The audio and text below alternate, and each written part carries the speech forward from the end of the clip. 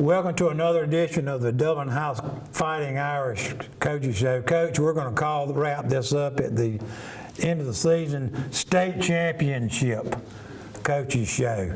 I'm here with head coach and athletic director, AA AJC nominated, named Coach of the Year, Roger Holmes.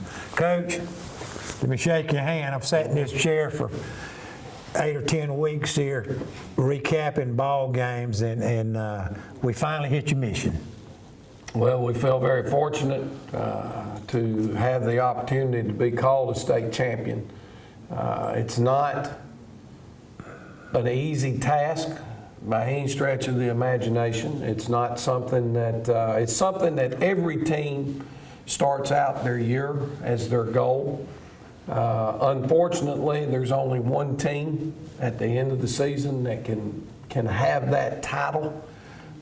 We've been very close. You know, we talked about, I think in one of our shows earlier in the year, that in some ways it feels like that the state championship on many occasions has run through Dublin and Dublin's football program.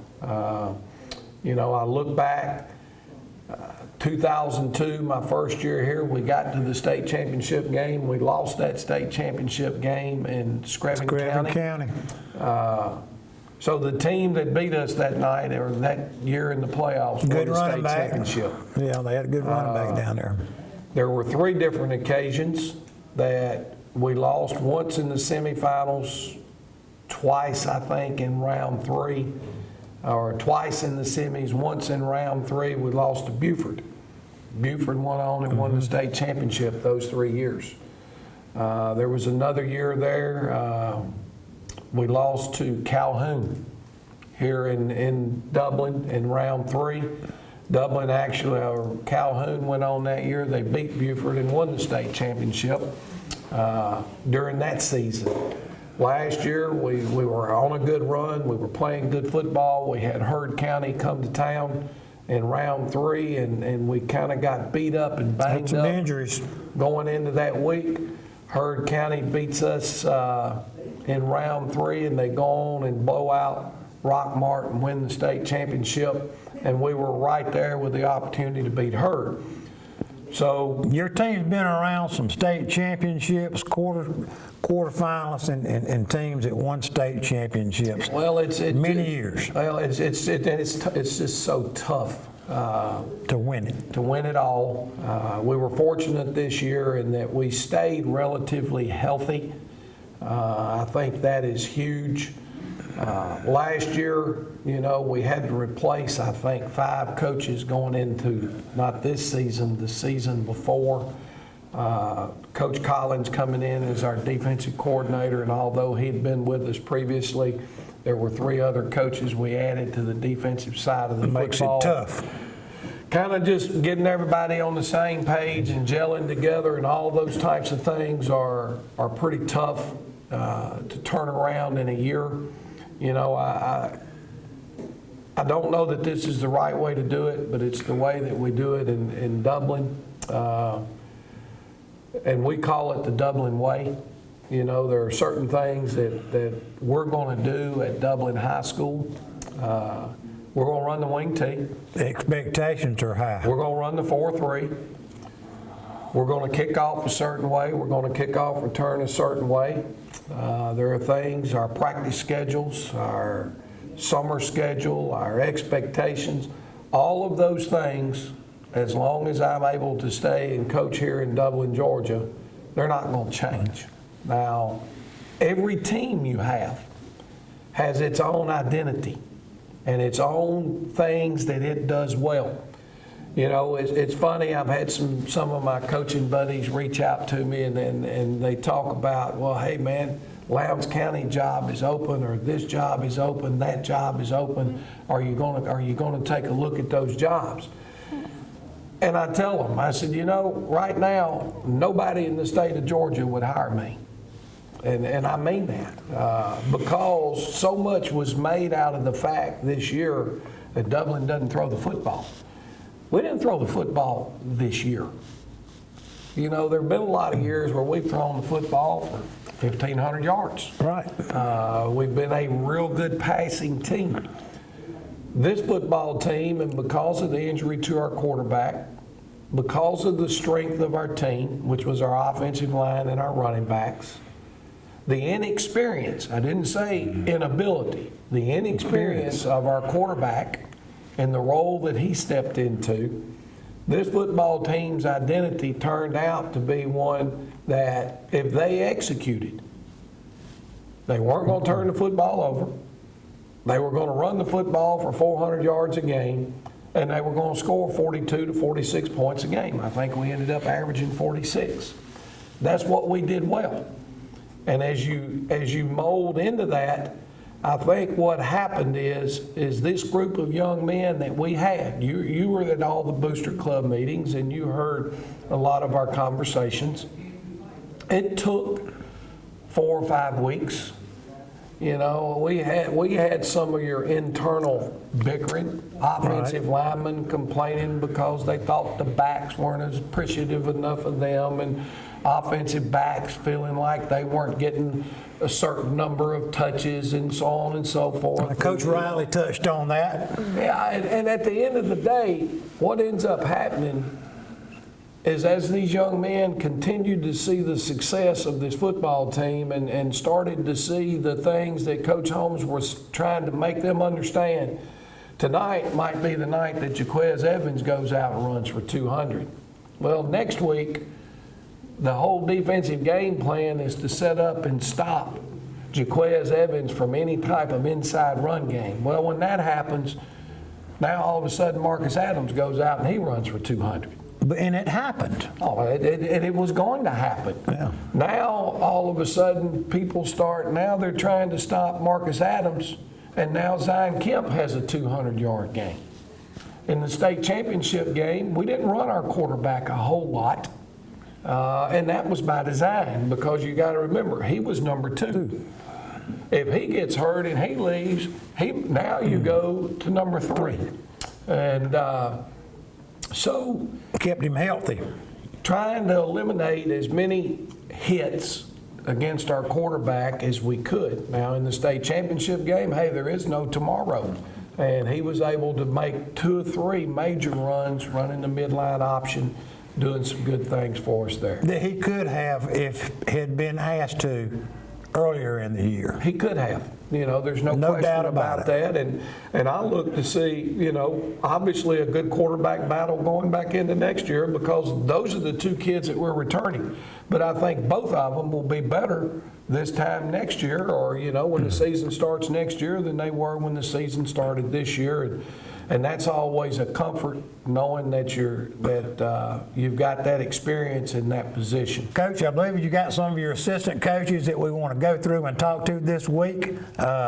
We'll be back and have a talk with them in just a minute. Good afternoon.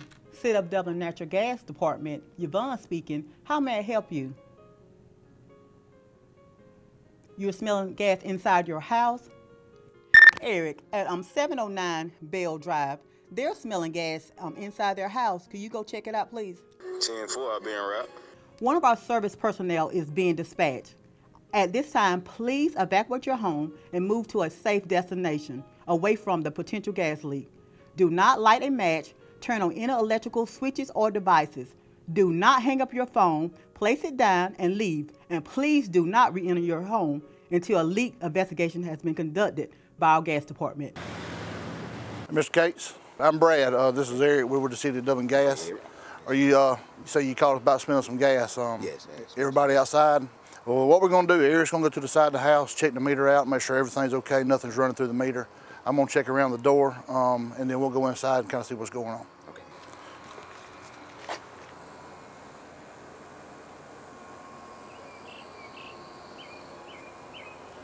Mr. Case, we went inside and checked around the ceiling, pretty much everywhere, all your appliances, and it looks like you're in good shape. The reason that we check up high around the ceiling is natural gas is lighter than air. It's always going to rise. We checked all your appliances. Absolutely nothing was indicated as far as gas leak goes. So I believe you're in good shape. All right. Mr. Case, we appreciate your business and being a natural gas customer. We're on call 24 hours, 7 days a week. If there's anything that you ever need, give us a call. We'll be more than glad to come out and check anything that you need. Okay. All right. Appreciate that. Thank you, sir. Have a nice day, sir. All right. All right. Appreciate it. Thank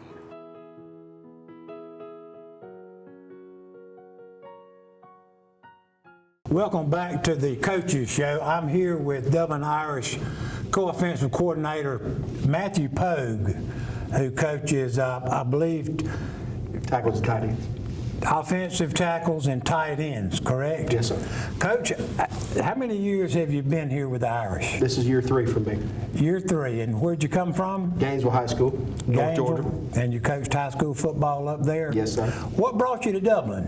A lot of good football tradition down here, and I was looking to get somewhere else there, just looking for a change of scenery pretty much. Right, Coach right. Holmes gave me an opportunity. Well, you stepped into a mighty fine organization down here. I think you stepped in at the right time. Obviously, we're looking at a state championship trophy over here, and football that we garnered up in Atlanta, Georgia, just some 3 weeks ago.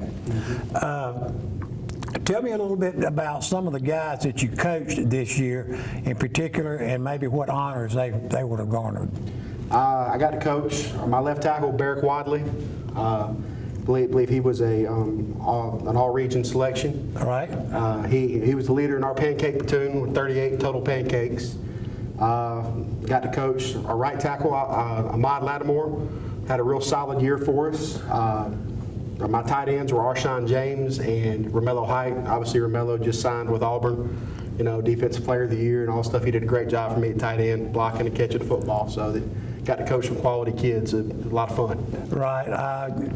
One young man you made mention of was Arshawn James.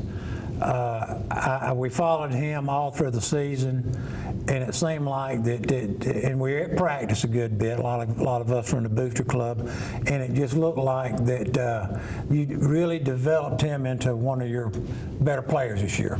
He's a really good kid. He does everything you ask him to do. He wants to do everything perfect, wants it to be right. And you can't ask for much more of that as a coach. I mean, that's the kind of kid you want to coach. And he progressed a lot. His coming out party this year really was the Brooks County game down in Brooks County. He played a phenomenal football game. Right. How hard is it to get on these guys in practice and get them to listen to what you say and then turn it into a game night performance? Our players are pretty loose, and it's different team this year. Yeah, our players are pretty loose, and it's a different team, and it's they know what they got to do on Fridays. It's like, hey, pay attention. We got to get this done. You need to know this, and I really didn't have to get on them that much. They were pretty self-driven this year. Every team is different. This team had a different identity. You could tell from the beginning of practice in the summer, it was going to be a different group, a special group. Mm-hmm. And so I thought I'd ask you the question about just how hard was it for them to acknowledge what you were trying to teach them and then put it out there on the field. They know it's a grind, and we're on them all the time and about this stuff, and just I think about midway through the season that they realized this group could be really, really special. I think that's when they realized that, okay, maybe we can make something special out of this, and that's when things kind of fell into place for them. Well, it starts with the days of summer. Oh, it does. And absolutely. those are your guys that are mandatory pretty much to get here. The days of summer, if you're here every practice, Every summer workout, you're rewarded with the days of summer. Man, and I'm sure that's where it starts with you. It is, and you know we're up here pretty much all day during the summer. You know, I think most of our kids on the offensive line were here pretty much every day during the summer. You know, that's huge. You know, they're getting all their lifts in, they're getting all the reps on the practice field. I mean, it's mental reps, it's blocking bags, but it's knowing our rules. Right. So, and we started out a little shaky on that, but we finished up pretty good, I think, on that. Well, Coach, I want to congratulate you again on a fine year. I think you're doing a fine job. It's been a pleasure getting to know you this past year, and we look forward to having you back next year in this same seat with another trophy. Appreciate you. Coach, what can you tell us about maybe some of the other guys on your offensive line? And we have three. We have Jalen Carter, who I believe was a 4-year starter, I think, playing right guard. Smart kid. He doesn't come off the field. He plays middle linebacker. He plays guard. He don't make many mistakes. Left guard, excuse me. He don't make many mistakes. He does everything you ask him to do. One of them kids. And you got Big Stuck playing center, Jeremy Stuckey. You know, he's a road grader in the middle. And then our right guard, who we call Bam Bam, you know, Ty McCray. Ty McCray. He earned that nickname. I mean, when he hits people, they go flying the other direction. So we had five really good ones up front. And I believe McCray was honored with he was an all-state selection. With an all-state selection this year also, right? As well as all-state or all-state championship team as an offensive guard as well. Right. It was a pleasure watching all three of those guys in the middle. I called the games for TV 35 this year, and I can't tell you the number of times I called 55 Jalen Carter, Jeremy Stuckey, Ty McCray, offensively and defensively, really. So I think those guys did a fine job. It was a pleasure watching and calling the games for them also. Dublin Ford Lincoln is honored to call many well-respected and wonderful people our friends. Bert Thigpen is one of those friends. It's just an easy process for me because they're with you when you buy it, but the main thing, they're with you after you buy it, then they give you the service after you buy it. And that makes, to me, that's three factors that I really look at. And they've done that ever since I've been here. Others call you customers, we call you friends. That's Dublin Ford Lincoln. Welcome back to the Coaches Show. I'm here with co-offensive coordinator, Coach Riley. It's what we call him down here. It's not Coach Holmes. We've got Coach Holmes. We call him Coach Riley. Coach Holmes was already taken, so right. I had to come up with my own. Right, and it's very fitting. Riley, good to have you on the show today. It's great to be here. We're 3 weeks out from winning the state championship trophy here up in Atlanta, Georgia. You and your coaches had a lot to do with getting these players prepared starting probably last April with some spring workouts and then your summer workouts, pre-fall workouts. I mean, it's just a grinding, long season for you, even you young coaches. Yes, sir. Tell us a little bit about the guys that you coached in particular, your set, and then maybe some of Coach White's guys. Well, first off, I'll start with my H-back, number 6, Marcus Adams. Marcus is the first kid that I've had a chance to coach for 4 years. Maybe the most competitive, toughest kid I've ever met in my life. Can't say enough good things about him. Marcus ran for over 1,500 yards. He had about, I think it was 15 touchdowns or so. Played every single snap on defense, played a lot of special teams. I mean, he was, if you want to talk about MVPs of our team, I think he's right up there in the conversation. Also, number 1, Zion Kemp, in my opinion, and I'll be standing on the table for him come banquet time. I think he's the most improved kid on our team. This time last year, you know, it was never about Zion's ability. It was about, you know, when's he going to buy in and can we get him in tune with the offensive system? And, you know, it's a credit to him. You know, he came to me in the summer and he said, Coach, I just want to play. And I said, well, if you'll trust me and you'll trust us coaches, you've got all the ability in the world. And I mean, he went out there. He was a 1,500-yard rusher. He had about 20 touchdowns, and he showed it. He was probably our most explosive player. I think he led our team in yards per carry. And then also you got Smart kid too. yeah, absolutely, Smart absolutely. kid in the classroom. And I'll add this note on both of those young men. They've actually both been offered by the University of the Cumberlands in Kentucky, and I know they've told me they got some other colleges that are interested, and I think they're going to have a chance to go play college football somewhere. You've got our junior quarterback stepped in this year, number 4, Markel Mitchell. Fantastic job. Yeah, I mean, that's not easy. That's how, when I played. You played quarterback at... Well, I played fullback, but my first varsity action was the same exact situation as Markel. Ironically enough, it was his brother. His older brother got hurt. I was his backup early in the season, and I went into the game. I didn't know if I was going to play, and next thing I know, starter gets hurt. Now I'm the guy. Okay, and Markel got thrown into that situation. It's not easy to do. I'm sure a lot of nerves were running through, but he handled the job. And as the season went on, he was the guy, and he led us all the way, and did a great job handling the offense. And then finally, quick learner, and I noticed after practice, he stayed. Oh yeah, after practice every day. Hard worker. Markel is one of the hardest working guys on our team. Him and number 20, Al Guyton. Al ended up starting at wide receiver for us throughout the playoffs. They built a good bond with each other. I know they connected for 2 touchdowns in the Bremen game, and I think the work that they put in with each other after practice went a long way for that.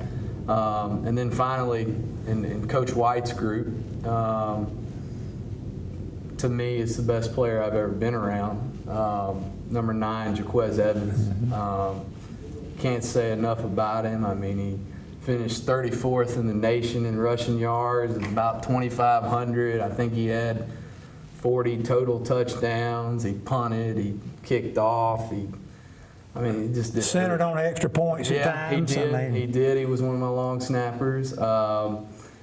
He's just he's everything. I know he just got recently named the Player of the Year by the AJC on offense, and I think it was totally deserving. I think he was the heart and soul of our offense, definitely the heart and soul of our football team, and I just. He's one of the best players I've ever been around. I can't say enough about him. He certainly was the centerpiece to the team, and then with your bookends you had again with Marcus and Zion there. Yep. made a three-headed monster, we call it. And the thing about it with all 3 of them is they complemented each other so well. Zion's a speedster, and Marcus is a heck of a blocker. So all your stuff outside with Zion, you got our best blocker on the team leading the way. A lot of donuts inside run game. Those two wing backs, they're physical. They're leading him up in there on those ISOs. And both Marcus was an incredible blocker going into the year, and he played his tail off. And Zion, as the year went on, really came on as a blocker, and it really opened up our run game with Donut to the right side. And then Marcus, he's got Ty McCray leading him outside. Marcus is a tough downhill runner. And I just, like I said, all 3 of them complemented each other so well.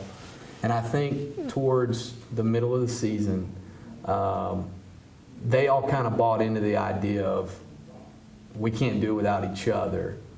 And all that idea, showed. Well, and all that idea of I need my touches or I need my carries, I think that kind of vanished when they realized, all right, we're kicking tail and taking names right now, and this is kind of fun, And Not much squabbling toward the end of the year.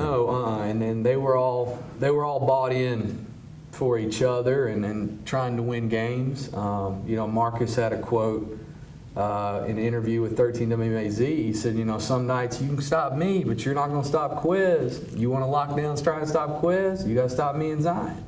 And I think they really, really bought into that idea of we're the best backfield in the state. And, you know, they went out there every Friday night and made a lot of plays. Well, I think a lot of that is got to go to the coaches and how you prepare these guys. Yeah. They're young 16, 17, and 18-year-old kids, and I can understand how they might want to carry the ball 30 times a game sometimes, like Herschel Walker used to. It's not like that anymore, and I think a lot of the credit needs to go to Coach Riley and his staff and his group, and how they prepare these guys through the week.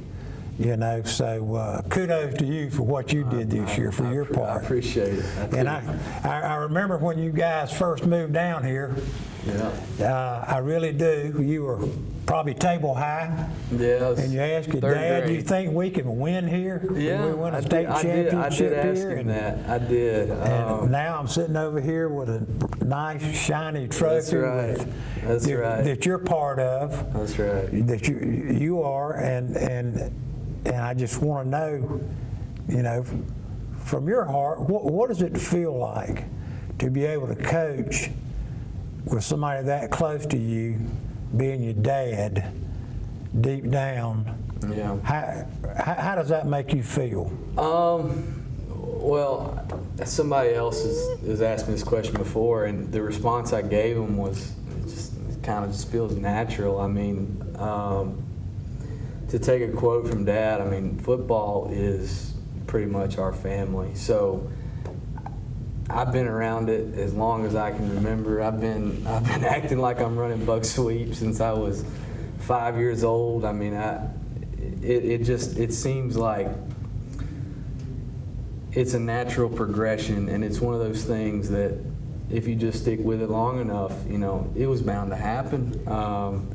I mean, luckily we fell into a great situation. We had incredible kids, and you know, we made the third round twice when I was a player.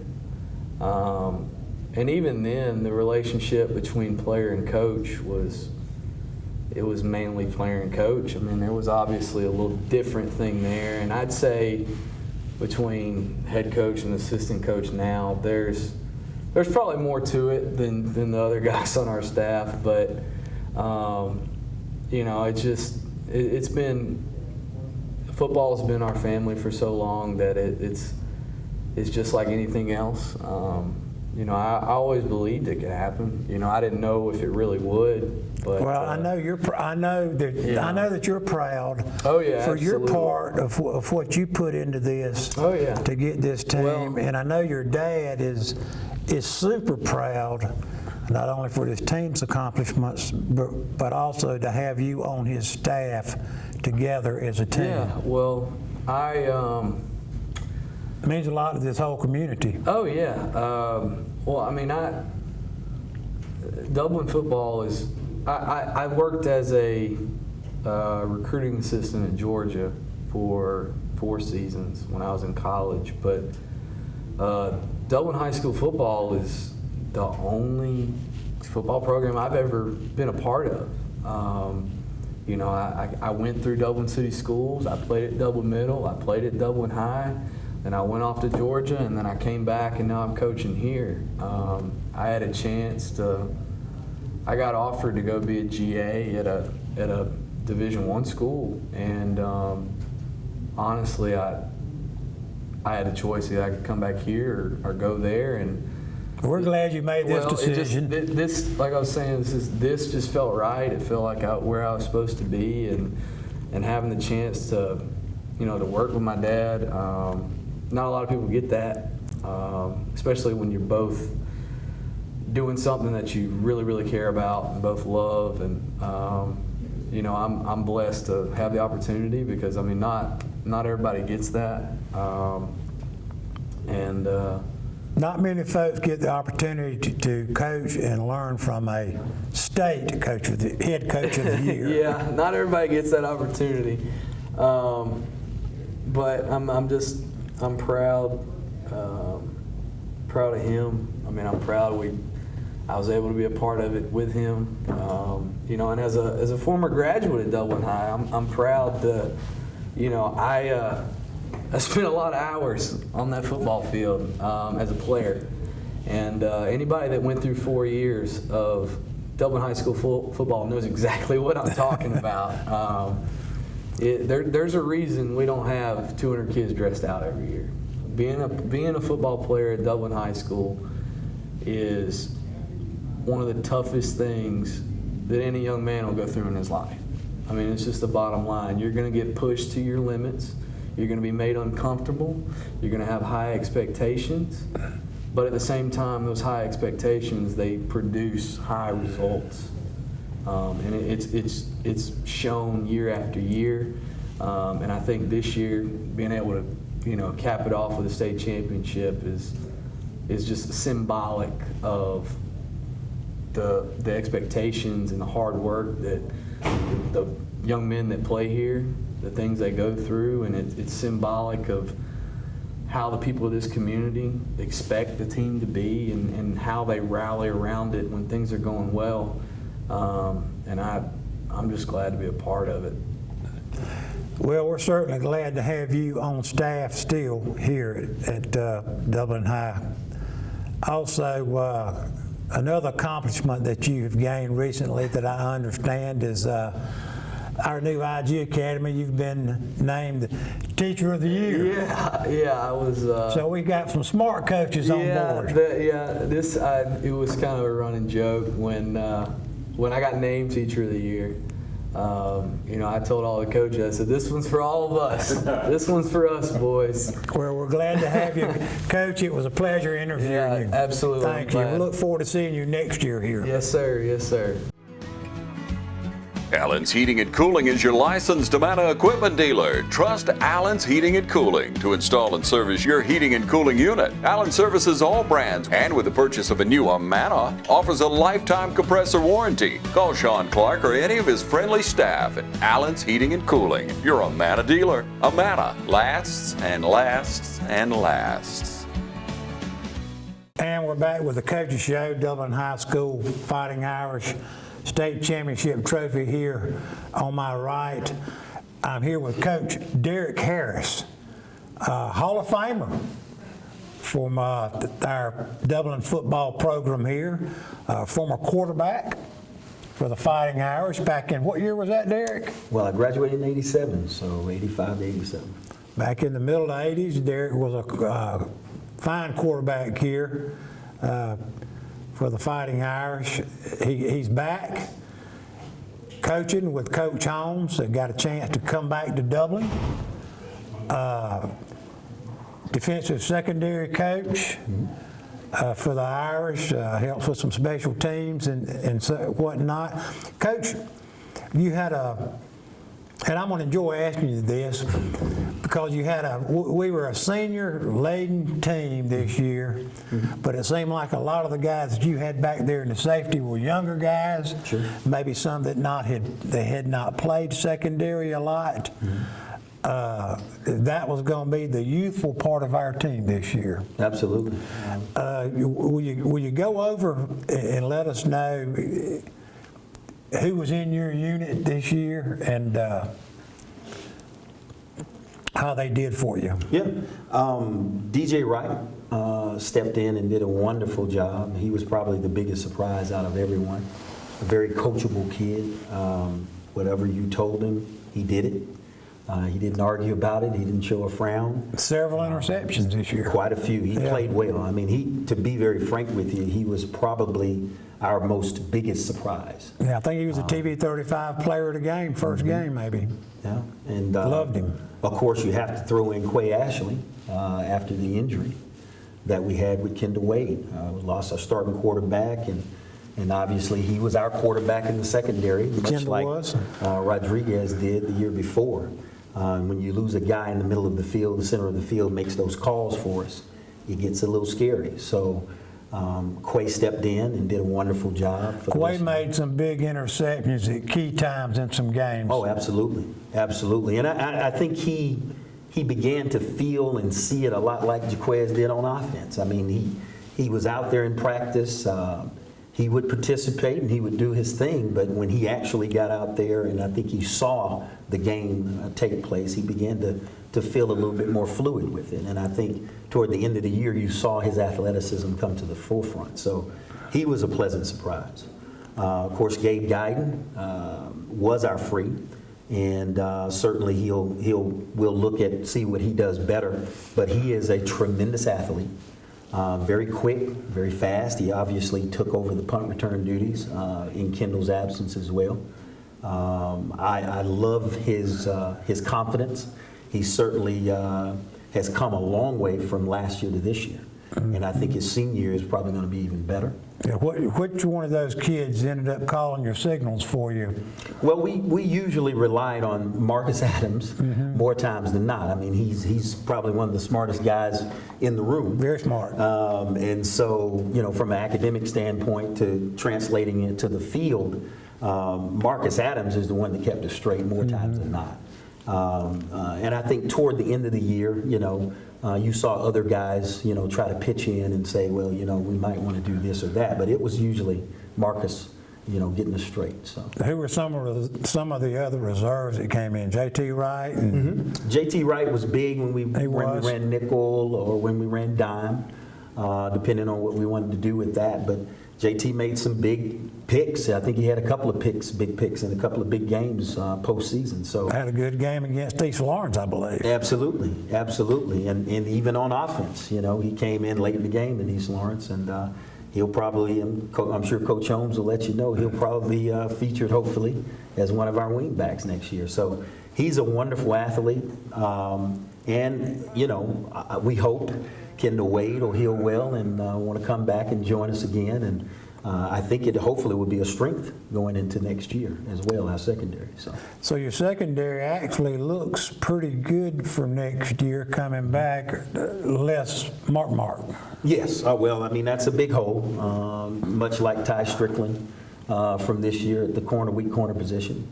But I think I like our chances. I think Kendall Wade, Gabe Guyton, Quay Ashley, we got JT, we've got some other guys that can also step in and relieve some guys. So I feel comfortable with them coming in next year. All right, well, all year long folks talked about, we played a lot of gun teams, a lot of passing teams, and folks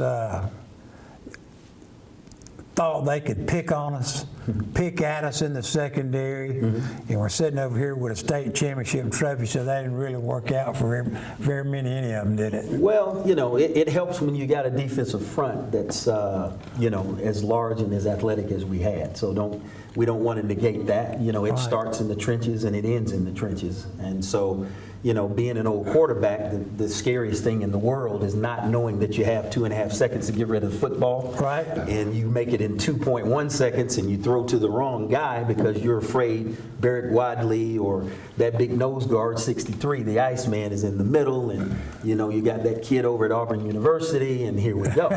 So, don't forget those guys. And also our linebackers, Jalen in the center. What can you say about him? I mean, he is the leader of leaders to me. I think he's a tremendous kid. Jalen Carter.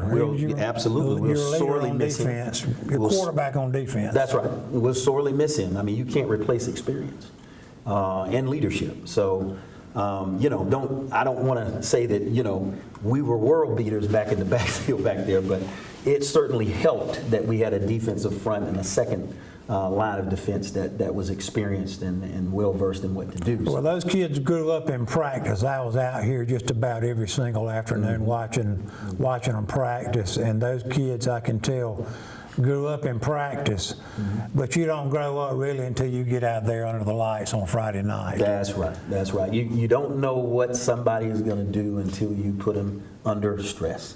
And when you're put in those situations, that's when you can, dispel some athletic and some intellectual capacities and a football IQ. And so, certainly they were tested. Bremen tried everything in the book, from Waco's single wing to you name it. They saw all kinds of stuff. That's why I say going into next year, there's not a whole lot they haven't seen. So I welcome it. Yeah. Coach Harris, it's been a pleasure. Absolutely. Thank you for coming in, and we'll see you in the defensive secondary next year. I hope so. Hopefully with another trophy.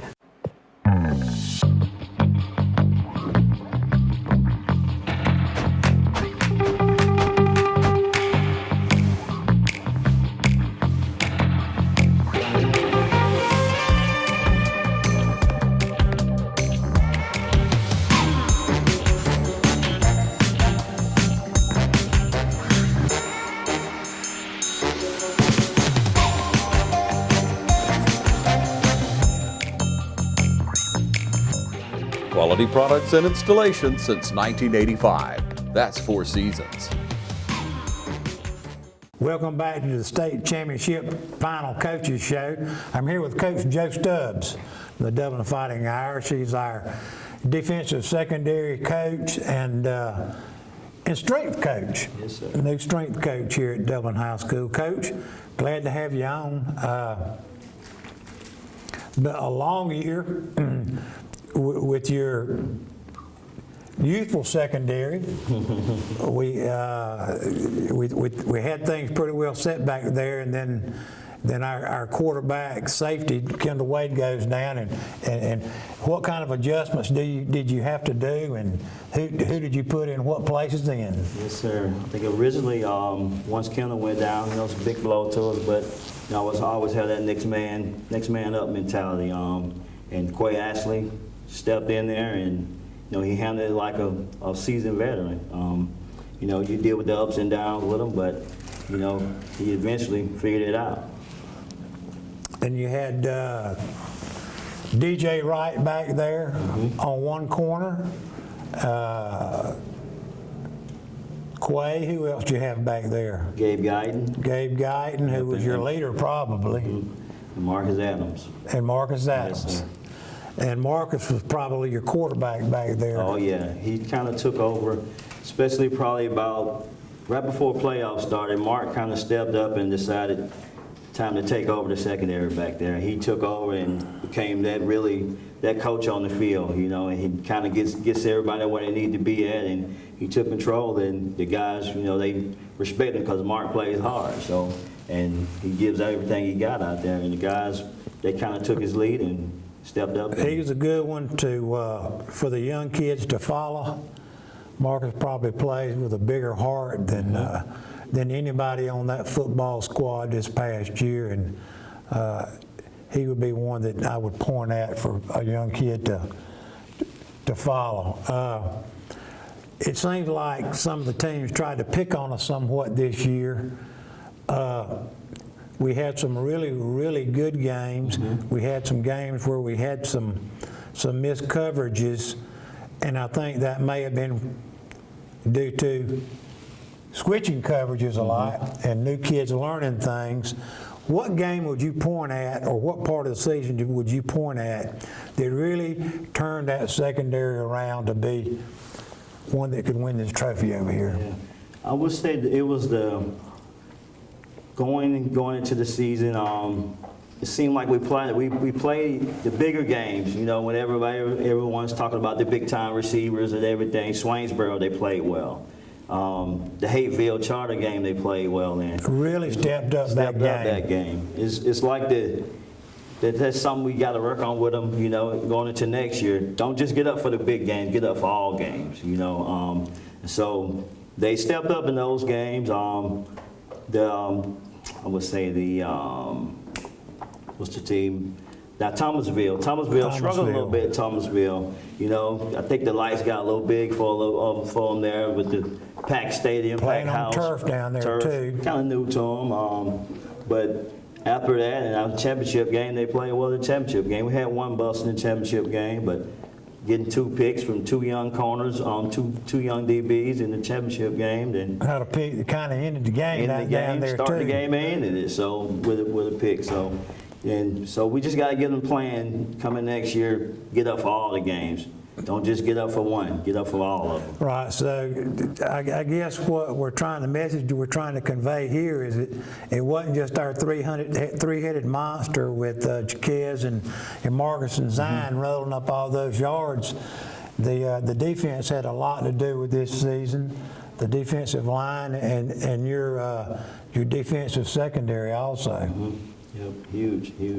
I think once we kind of made a little bit, I'm sure Coach Collins will get into it later, once we kind of made a couple moves on defense, and once those guys, you add a little bit more pressure on the quarterback, and that makes the secondary a whole lot better too as well. So, Coach Stubbs, you're also our strength and conditioning coach here at high school. Tell us a little bit about what goes into conditioning a player, and this starts, I'm sure, in January with you guys. We're 3 weeks out from winning a state championship, and are you guys formulating a plan for next year? And what exactly do you do, and what is expected of your young men? yes, sir. Actually, today we kind of, since we've been in the playoffs and kind of getting a late start on things, about 3 weeks late. We talked about it today, Coach and I. So right now we getting our maxes done this week, so we can start building, putting them in and building the weight program that we've been doing for a while now. So once we get that, get the maxes in and get the program sent out next week, and we'll start hitting it. So you'll have a program schedule for each kid. Yes, sir. What they're expected to do. Yes, and sir. this is 5 days a week. Yes, sir. 5 days a week. 5 days a week. Usually, the first 2 days we lifting. Then from there, Wednesdays will be our speed agility day. Then pick up and lift 2 more days.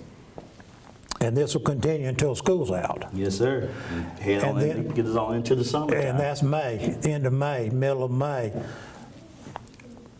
What kind of program do you have in June and July? It's kind of adds back on to the same type of thing.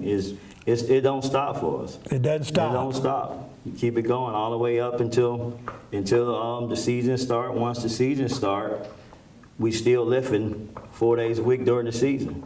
So it's a 24/7 thing here. So it started already. It started already. Coach, thank you so much for coming in and Yes, sir. explaining to us, and I appreciate you All right. for what you do for Dublin High School. Yes, sir. Out here, there are many jobs to do. You need the kind of power, versatility, and comfortable handling that comes with your territory. You need the tractor built to pull all that weight. The Kubota L Series is what you need out here. Right now, get an L Series for 0 down with 1.99% APR financing for up to 84 months, plus a 6-year warranty. Your Kubota dealer is Midstate Tractor and Equipment at 1325 North Jefferson in Dublin. Call 478-272-2198.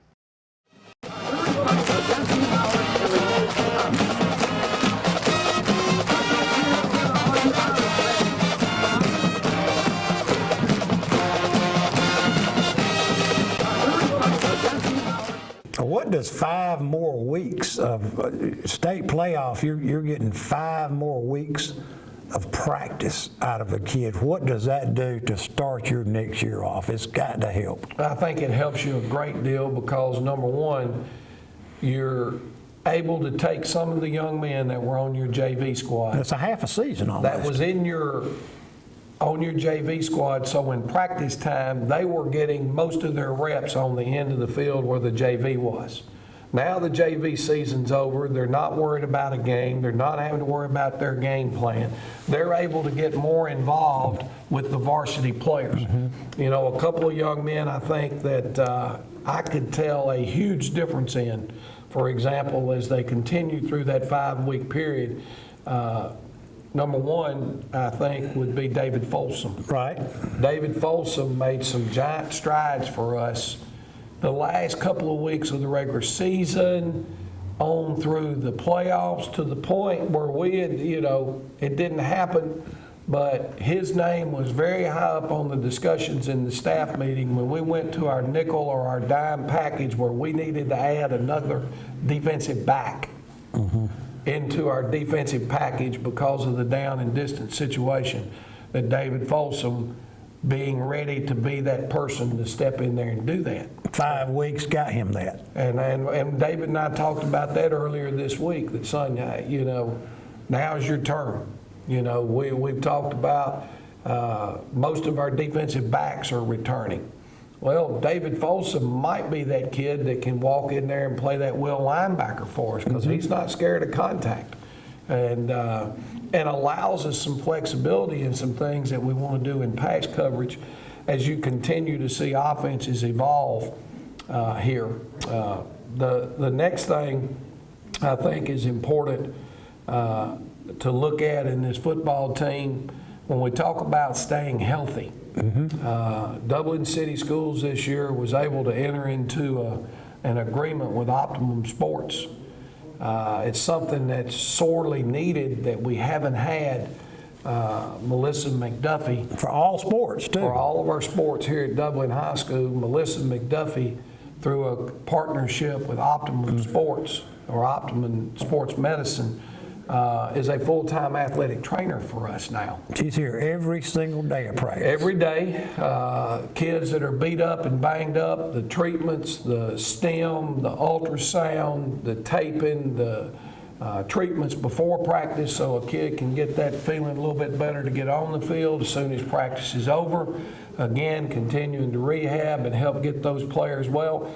Well, guys, the reality of it is the athletic trainer at Dublin High School up till this year has been me. Well, you had a healthy team this year, too. Well, and I think there's a lot to be said for that because I'm trying to watch film and I'm trying to get the game plan together and I'm meeting with parents or in the booster club meetings and this and that, and those kids are not getting the treatments that they need. And Coach McDuffie, as we call her, Coach Melissa, was able to handle that. Another area that I think paid enormous dividends for us throughout the course of this year through the leadership of Fred Williams, our superintendent, we were able to come up with a way where our kids in a federal program, they went to extra academic support after school. And that allowed our system to be able to feed those young men a meal every night before they went home. You know, and at the end of the day, Monday through Friday, because of the booster clubs on Fridays after the games, they made sure that those kids had something to eat. Did. Monday through Thursday, they had a meal before they went home. We didn't have players in a normal year when you're not doing that. A kid might start the season weighing 220. But a young man like Jalen Carter that's playing offense, defense, he's doing everything. He's on the practice field for 3 hours a day. What ends up happening to that kid when the season gets ready to end, he weighs 205. Now, they've worked their tails off all winter, all summer to improve their strength, to improve their body weight, to give them a chance to play at the optimum conditions. But because they weren't eating the way they needed to, they didn't get the nutrition that they needed, all of a sudden that young man was actually weaker and not as good football player because of his physical breakdown of his body once you got into the playoffs as they were this year. It's almost like a college where colleges are set up and they're on feeder programs, they dine at certain times, but they're also required to have that study hall. Yeah. You know, and your guys, they had their study period. Yep. And then they had their dining period. Well, and I really believe that all that played into being positive factors on the course of the season. But still, you can feed them all you want. Okay. You can do whatever you want to do, but if they're not good football players, okay, we had this discussion 2 or 3 years ago, the last year that Coach Helton was with me, and you heard Coach mention some of these kids were 4-year starters. We were going into a football season where we'd lost a ton of talent. Right. And we were not as strong as we needed to be. Okay? But then the decision was made as we sat down and we looked at it as a staff. We can lift this building if we want to. But if they don't understand how to play the game of football, or they don't know our system and the rules and things that go with it, it don't matter how strong you are. So what we had to do when we went into that year, and again, that's kind of tinkering and modifying things to fit what your needs are. We go in and say, okay, we're spending an hour in the weight room per day during the summer. Not an hour and a half, not an hour and 45 minutes. We're in and out of the weight room in an hour. We're going to spend 2 hours a day on the grass. Learning football. Working on football, learning assignments, learning skills. So I think that varies with the experience level that's coming back with the team that you have. You've got to tweak things to fit the needs of what your kids are. We talked the other day, we weren't a great throwing football team. We were not exceptionally good at defending the pass early in the year. We got better at both, though. We did, but I think some of that goes back to us, okay, and decisions that we made as coaches or from some unforeseen issues that we dealt with. And what I'm talking about was we didn't have but one 7-on-7 day last year where we threw with another school during the summer. I had 5 of them scheduled. Coach Collins was able to set it up, and we had dates where several of the schools from Augusta had said they were getting together and they were coming to Dublin, and we were going to throw with those schools. Might be 3 schools get on the same bus. It was scheduled, it was set up that way, and then all of a sudden the administration over the school system there in Augusta, I guess that's Richmond County, made the decision that none of their teams could leave the county to do anything like And that. people don't understand just how meaningful those things are to us. Well, they are at system. times. And sometimes you're not getting any better by doing that stuff because you had a new quarterback. You know, a third-year quarterback, when we had Rodriguez, 7-on-7 for him wasn't that big a deal. But for having new quarterbacks, that was a big deal. So, you know, I look back on the course of the season, and that's what you do at this time of the year. You try to look at what you did, what did you gain advantages from, what things were not good for you, and you try to make sure that you correct those moving in to the next year. So for us, you know, we were fortunate. We were able to bring in 2 exceptionally good hires. We lost Gary Morton. Gary moved up to Gilmer County. So offensive line coach. We needed to replace him. And then we had to replace one of our defensive back coaches from the year before that we lost out of the secondary. And, you know, at the end of the day, that became another issue of finding the right people. And coaches they're hard to find. Well, to find the quality of coaches that we want to have here at Dublin, they're hard to find.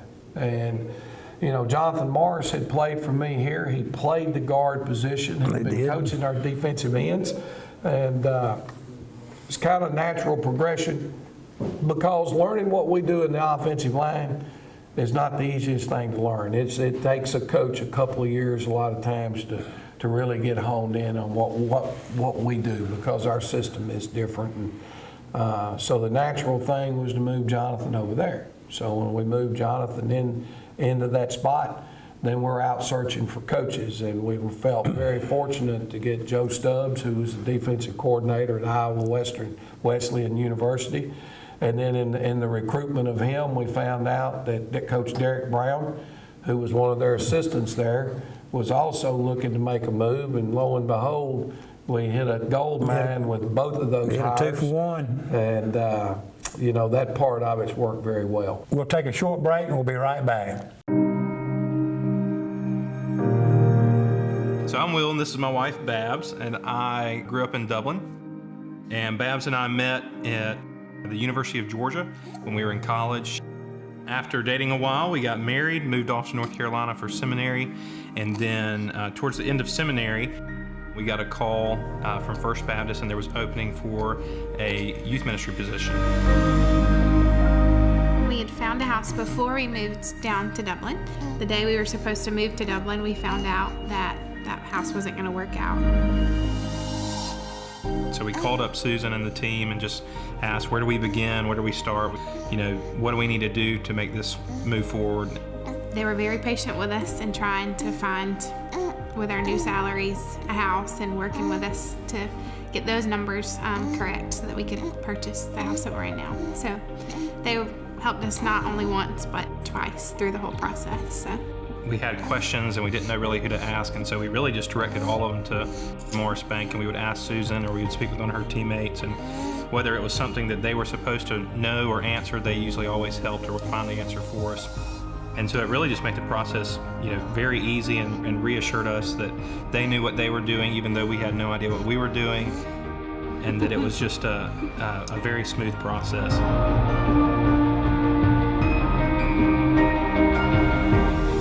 Just walking through the door the first time, just imagining that our family was going to get started there. It was just a really exciting time to think about all the possibilities because of a home, and that we could share that with friends and family.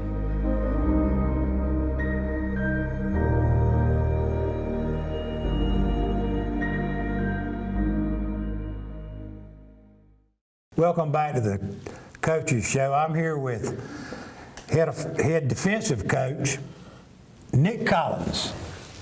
Coach, glad to have you back again on the show. Had you on a time or two before this year. We didn't have this beautiful state championship trophy sitting over here the last time. Yeah, it's a beautiful trophy, and it's a testament to what we gained this year through. I've talked with several other coaches, and I mean, they say it starts in the summer. Mm-hmm. With what you require your guys to do. And can you kind of go into what your requirements are to be a football player at Dublin High School for you and Coach Holmes? Well, Coach Holmes sets the standard, and the participation is the first thing, getting them here. And he always said, if we can get them here, we can get them coached up, we can get them taught. And getting the guys to participate is really the biggest thing, because our program, and I've said this time and time again, our program takes care of itself. During the Christmas break, I'm in Atlanta doing some all-star games and events, and the one thing that I share people, we're not like a lot of other people. We don't jump on the newest trend, the newest fancy thing. We do what we do, and that's what our guys know. Mm-hmm. They know how to do what we do. So when they get in here in the summer, they've got an understanding, but getting them here is the biggest thing. And when we get them here, we can get them coached up and get them taught. Right, and you have weightlifting 4 and 5 days a week during school. Ty McCray and Jeremy Stuckey and those guys didn't get as big as they are just sitting there eating steaks at the Touchdown Club feast. Oh, without a doubt. I think our guys have always done a good job in the weight room. We've got a solid program. Again, it's something that we hang our hat on. And it doesn't matter. And you got to remember, I was here from 2003 to 2006. And a lot of the things that we did, and there have been some things we've had to modify along the way, but coming back last year, a lot of those things are the same. And if you notice, we're very consistent. We're very consistent in what we do. We're very consistent in our effort. We're very consistent in the product we put on the field. And again, it goes back to doing exactly what we do and doing it the same way all the time. Right. You were here from 2003. I believe we were in the game with Screven County that year. The year after that. The year after that, that's right. You were here for those 3 years. You went away and gained a lot of knowledge at some of the places that you really good schools that you coached at, and then brought all that back to Dublin High School and helped your group in winning the latest state championship here at Dublin High School. Coach, tell us about the guy specifically on your defense that you think meant the most to your football team, the heart and soul of it. Well, I think our defense started with our captain, Jalen Carter. Absolutely. Jalen's one of the most consistent young men players that I've coached. And the one thing you knew what you were going to get. And you knew that Jalen was all in. And I tell people this all the time, I'm tough on our guys, and I get on our guys because I love our guys. And you knew it didn't matter what approach you used. Jalen understood what it was needed and how to produce what it is we were looking for. And Jalen could be tough on his guys. And Jalen could be tough on the guys.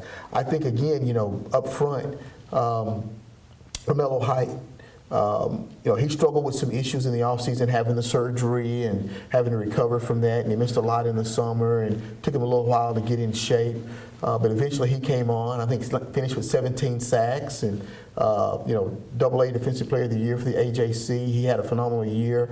But I think we started right off the top with Jaquez Evans.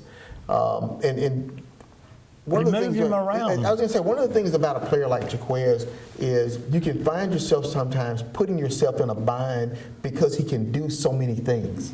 And, we played him at outside linebacker, and we found out real quick when you put Jaquez and Romello on the same side, folks find out real quick, I don't think I want to run over there. I think I want to go over there.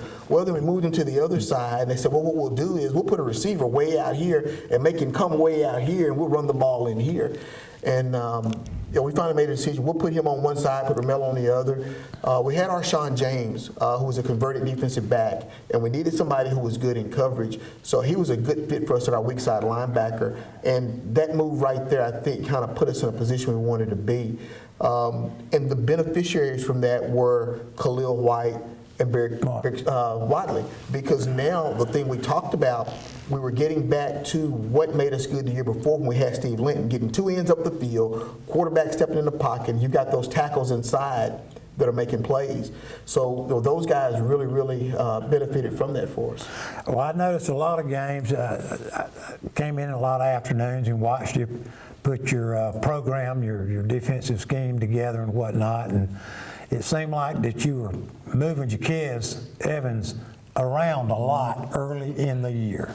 We were, and I think, again, some of the things that caused us some problems was just that. He's so good. Well, if we're getting the buy-in, we'll just put him right there. Well, if we want to do this, we'll just put him over there.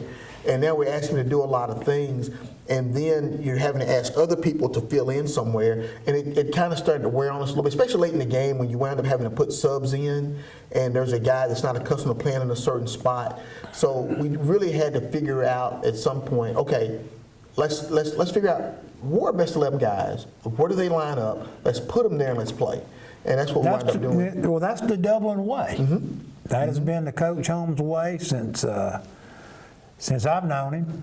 And but like you say, when you got a kid that good that can play 5 different positions on defense, you tend to put him where you think you need him that particular game, and maybe that might not be all good for a season. Right, exactly. And again, you think about it. We joke about it when I talk to coaches.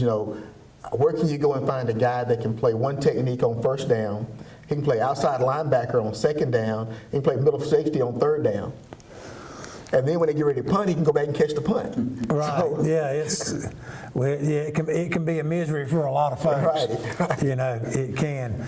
Well, Coach, I tell you, it's been a joy being around you personally and professionally. I appreciate it. This year, I've learned a lot sitting in the war room in there after practice and on Saturdays sometimes from you. It's good to have you back here at Dublin High School. It's a pleasure to be back. And we hope that you stay. That's the plan. Thank you so much. Thank you so much. Appreciate it. Yes, sir. Hi, I'm Tracy Middlebrooks. I'm with Muddy Paws Dublin. We are a boarding, grooming, daycare, and training facility. Our facility is a group play area. Our dogs get 6 to 8 hours playtime every day. So when your dog comes to stay with us, they're not just sitting in a kennel. We have indoor facilities as well as outdoor facilities. We do separate dogs according to size and temperament. All of our kennels are indoors, so when your dog stays with us, they are sleeping indoors in a climate-controlled environment. When it's too hot or too cold outside, this is one of the areas the dogs can come to get playtime. That way they're not just sitting in a kennel. If need be, we can rotate dogs between outside and inside. So if your dog is only used to the inside and only goes outside to potty, we can accommodate that. We have a full-service grooming salon 6 days a week.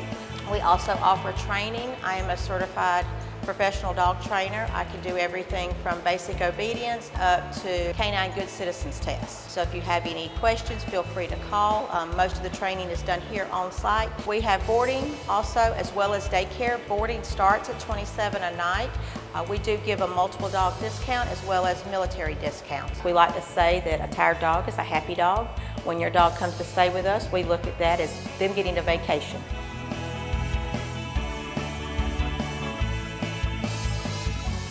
And I'm back with Coach Matt Starley, Dublin High School Fighting Irish special teams coordinator and defensive tackles coach, maybe? That's me, yes, sir. Okay, Coach. Tell us who you had this year on your squad, defensive tackle-wise, that you started, and some of the backups that came in for those guys this year. We had 4-year starter Barrett Wadley and Khalil White, who started 3 years. And Jeremy Stuckey, the big center we have, is our predominant backup for both positions.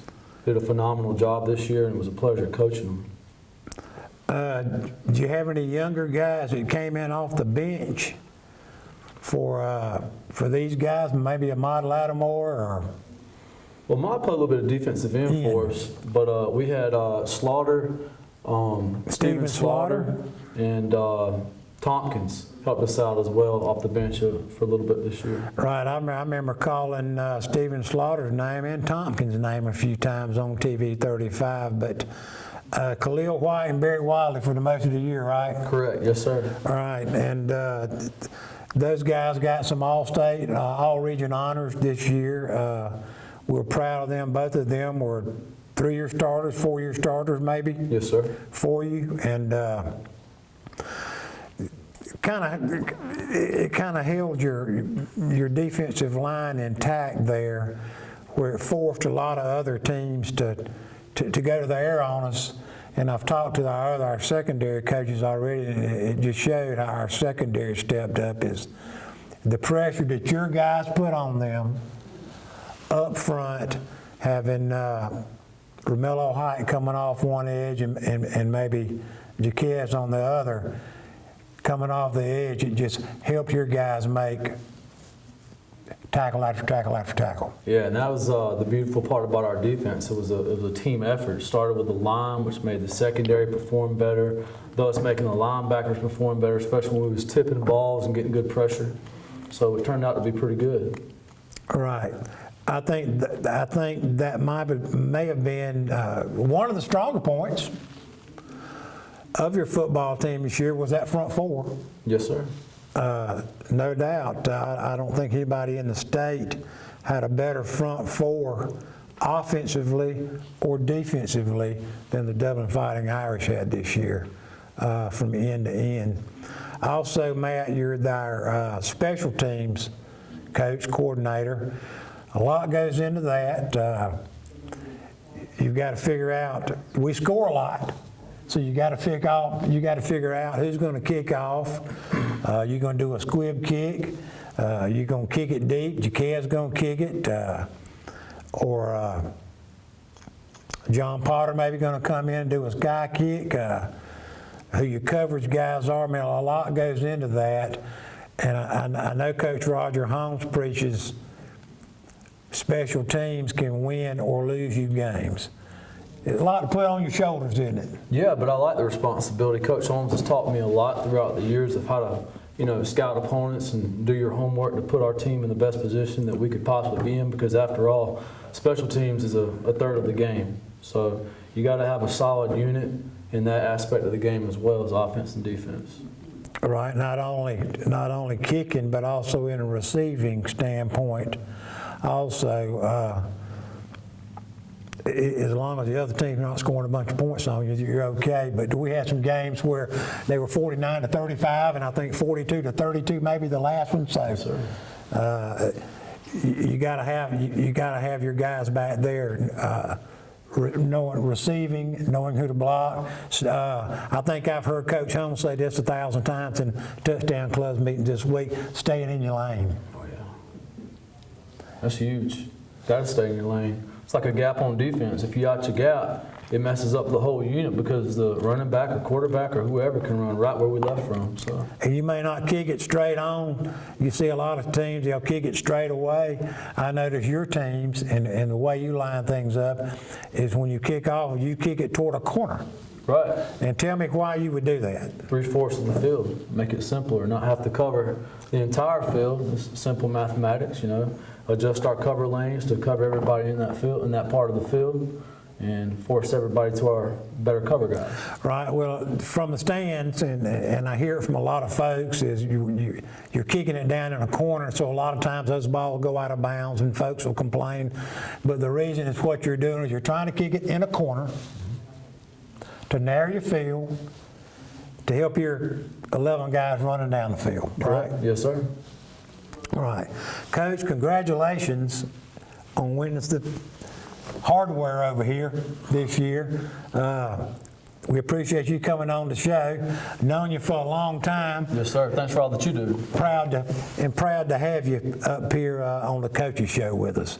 Hope to have you back next year. Well, Coach Jonathan Morris with the Dublin Fighting Irish. Coach, last year you were defensive ends. This year you're centers and tackles. Centers and guards. Centers and guards. They keep pushing you in, J-Mo. Glad to have you on the show. Former player at Dublin High School. Proud to be here. What year did you play for the Fighting Irish? I was here from 2000 to 2004. 2000. Who was your head coach back then? I had Sam Bars for 2 years, and I had Coach Roger Holmes for 2 years. Okay, all right. Well, then you stepped in. You knew what you were stepping into. I sure did.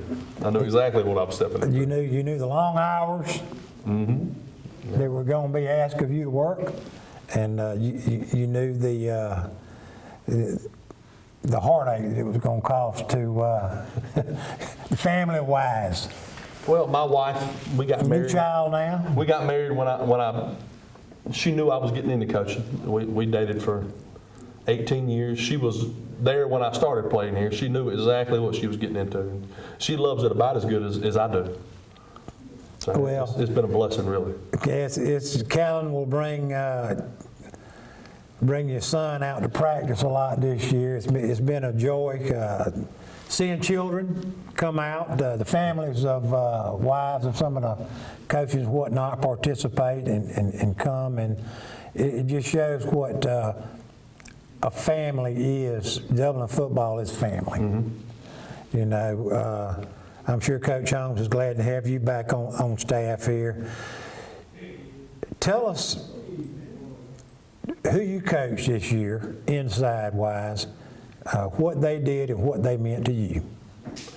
I stepped in after two very good football coaches. Lance Helton coached offensive line. Yes, he was. 2 years ago. He's a good coach, great coach. Gary Morton is a great offensive line coach. I stepped into some kids that had great coaching, that were committed to doing the right thing and making good decisions. And it was one of the easiest jobs I've ever had. Jeremy Stuckey played center, and I couldn't ask for a better center. Outstanding young man. He wanted to get better every day. Jalen Carter, left guard. He coached me as much as I coached him. He kept me on my toes every day. He asked great questions. Very smart individual. Came to work every day. Ty McCray was a silent assassin.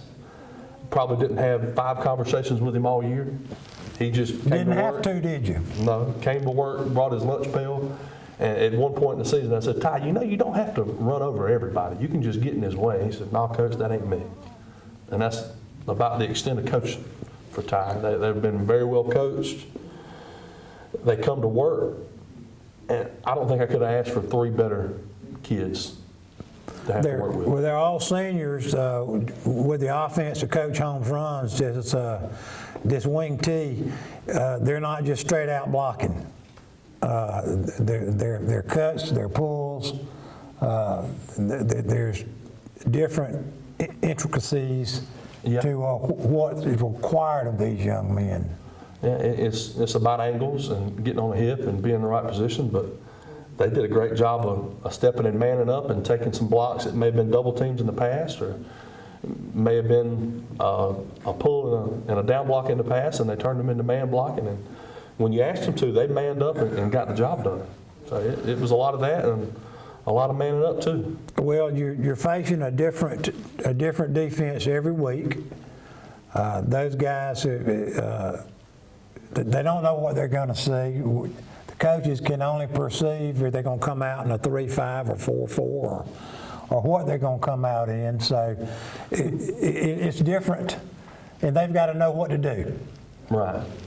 You know, so I think it's kudos to to you and your predecessors for what you've made these young men into. You know, we're thankful to have you here on staff. I'm proud to be here. And thankful for what you've made these young men into as not only as football players, but as students and young men. They're all graduating now. Some of them will be going to college.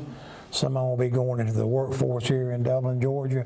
And we're proud to have you on staff here from Dublin to help lead these men into our community. Well, I appreciate that, and that's flattering, but especially the offensive line, the kids that I was privileged to coach this year made a decision to be coachable, and they were dedicated to doing it and doing it right, and that made all the difference in the world, to be honest with you. So I appreciate that, and that's flattering, but they had a higher level of expectations for themselves, and that made it real easy. Well, J-Mo, I've had a lot of really good conversations with you on and off the season in the war room across the way over here. It's been an enjoyment to me all year long to be able to come in and participate with you guys. Glad to have you on staff here, and we'll see you hopefully next year for another trophy. Jeff Shepard here back in Roach Farm and Garden, where hunting season never ends. We got a full line of Carhartts from your head to your toe, insulated bibs and jackets. Georgia boots from casual to hunting to your steel toe work boot. Grills, fryers, griddles from charcoal, gas to pellet. And don't forget, we got every flavor pellet you can think of. And if you're looking for a knife, they got a full line of case. If you've got something to feed, we got a full line of feed, anything that you can imagine. And pet supplies, we got them. Come check out these gliders. They rock. Best of all, they're locally made. You want pecans, chocolate covered, glazed, or just plain? You better hurry, because we can't keep them in stock. Feeders, trail cameras, flashlights, and more. Whole corn and corn on the cob. Having trouble with that big buck? Don't forget, Voodoo's at the counter. Come see us at Roach Farm and Garden, 2 locations, Wrightsville and Dublin.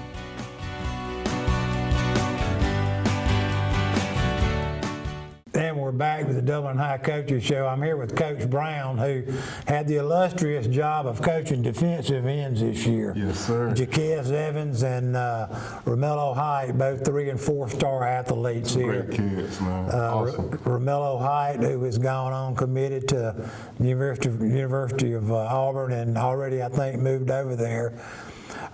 Jaquez has not made his decision yet at this time. That'll be forthcoming in the upcoming months. I know it was a pleasure for you. Oh yeah, it was awesome for me. I mean, 2 great kids. Really, the whole defensive end group was really great. Really hardworking kids, really coachable kids. So it was just a fun time for me, and I learned a lot from them as well. So right. It was just a great experience. Both of those were great young men. They were great young men to be around in the locker room this year and around the meetings that we had with them. Both very well-spoken young men. Who would you have coming up next year, possibly? This is few. We got Nathan Gregory, who played a little bit this year. Pretty good young man. Learned a new position. He played D-tackle before he got here, so it's a new experience for him as well. And, played some good football for you this year. Yeah, we have a young man that's in the 9th grade. We're going to the 10th. Next year will be Desmond Gilbert, right, who I think can make a big stride. So that'll be pretty cool. Right, so you got some guys looking forward to. Oh yes, sir. Some that you're gonna coach. You had some stars this year. Oh this yeah. year. Oh man. We'll see where you stand next year. Oh yeah. Oh yeah. Yeah, right. I'll talk to you in the same chair next year about yes, how we turned out. Anyway, yes, Coach, you came your prior coaching, I think, with Iowa Wesleyan. Yes, sir. College level. Yes. Coach. Explain the differences of what it's like in college level coaching, and then coming down to a school with 500 kids in it. At the college level, it's just a little different. You got kids that's all over the place, come to one school, so all over America. Different backgrounds, and it's just kids that's used to a program already, but you got to retrain them, and if that makes sense. And I actually coach linebackers up there, so it was quite a transition for me as well, coaching defensive ends here. But you still work on the fundamentals, work on the basics, and you help them get better each day, as well as you coaching getting better each day. So. Well, I mean, at the college level, I guess you're getting kids from all over America. Yes, sir. They're all coming from pretty much a recruited type standpoint. They're all going to be tremendous athletes when they come in there, and some of them may play and some of them may not play right away, and so you've got some teaching on that end of the yes, sir. Spectrum to do. I imagine versus what you do here, you are pretty much raw developing yes, sir. young men. Yeah. At this standpoint, right? Mm-hmm. And another thing is at the college level, everyone's there to play that sport. At high school, you're pretty much filling yourself out to see if football is for you. Do you want to play football at the next level and stuff like that? So that's a big difference too, you know? Yeah, football may not be their sport here. It may be basketball. Yes, sir. Yet they play football. Yep, you have to find out. So that's just a big part of it. Right. Well, Coach, we've enjoyed having you this year. Enjoyed having you back in Dublin. And thank you for what you've done for our defensive ends. Yes, although our guys are 3- and 4-star athletes out there, they still have to be pushed in practice. Almost definitely. They have to be your team leaders. Yes, sir. If they're not doing the right thing, you've got 45 other kids on the football team that are looking at them. Oh yeah, they definitely have to be for leaders. what they do every day in practice, on and off the field. Most definitely. So kudos to you for keeping them in check all year. I tried my best. And I think both of them had standout years. We appreciate you being back in Dublin, and we'll see you. Hopefully, see you next year, sir. The pleasure's all mine, man. I love it here in Dublin. Thank you, sir. Yes, I'm here with the receivers coach from Dublin High School, Coach Sheldon Ward. Coach, I'll go ahead and ask you straight off the top. How does it feel to be a receivers coach for a team that runs for 99,000 yards during the year and throws 2 passes? Well, to be honest, when you coach receivers in the past, you've been in other offenses, it kind of goes. But when you understand what your offense does and what gels, it doesn't turn out to be a big problem. Everybody thinks playing receiver is all about catching the ball. You got to block. Got to be a decoy. Got to be a decoy. So it's other intangibles. So it's not that big of a deal. A lot of people would think that there would be kind of an uproar with the kids about it, but with the way things are going, everything seems to be fine. I think Gabe Guyton, he was one of the receivers this year. Yes. I think he turned out to be one of your better blockers. Him, Al Guyton, both. They did a lot of good things, different than each other, but the things they did pretty good. Right. Those ends have got to block in a wing T offense. They're very well heavily depended on. I know to use it as blockers. So I know you preach a lot of that during the week. Quite a bit. At practice, I'm out here a lot. I hear yourself. I hear Coach Collins a lot. Although he's a defensive coordinator out here, harping pretty hard at our guys on the edge to block. Right. Not only our wing backs, but our ends, tight ends and split ends. So I know Coach Holmes appreciates that from that standpoint of view. You never know what you're going to get, though. You never know what the other team's going to give you. Dublin will throw the ball. They've had passing quarterbacks. I think Markel had a good year when he was asked to throw the ball. Yes. Your guys were there. They were open and had some really nice receptions. And I think sometimes it fooled people. That's a good thing about the offense. So we run the ball so well, we're able to set up passing game. It's a good thing. We're able to do it when we want to, not because we have to. So that's kind of the fun part about it. Right. Coach, tell our viewers, a lot of them don't know you, I do, about where you came from and where you coached in the past. I grew up in Valdosta. I went to Lowndes High. Went on to play at Jacksonville State. Graduated there. Got my first full-time job at a small school in college in Virginia. Coached on a college level for a couple years. Then about 2005, got into high school, Greenville High. Coached in a couple high schools. And then, during that time, then my high school, one of my high school coaches or head coaches, he's at Trinity. And that's how I got to Dublin. And then I came here the next year, and I've been here for 2 years now. Extensive coaching experience. If you see, we've talked to probably 10 coaches today, and there's extensive coaching experience all across the board here at Dublin High School. I think that's one of the things that Coach Holmes looks for. Yes. He looks for not only experienced staff, but qualified staff.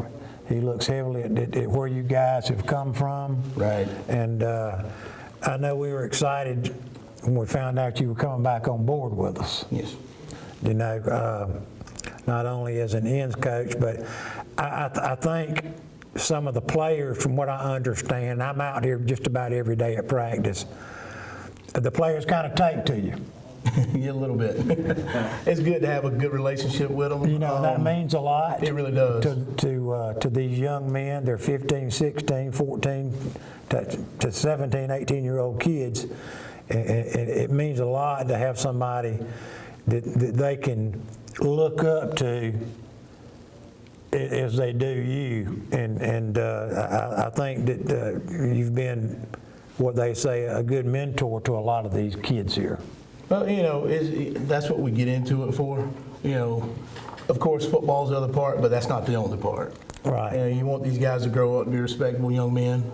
And from what we're doing, the lessons that we teach and things like that, that's the best way for us to do it, I feel. Right. Well, I think that you've done, from what I understand, you've been one of the leaders on the coaching staff at mentoring some of these kids.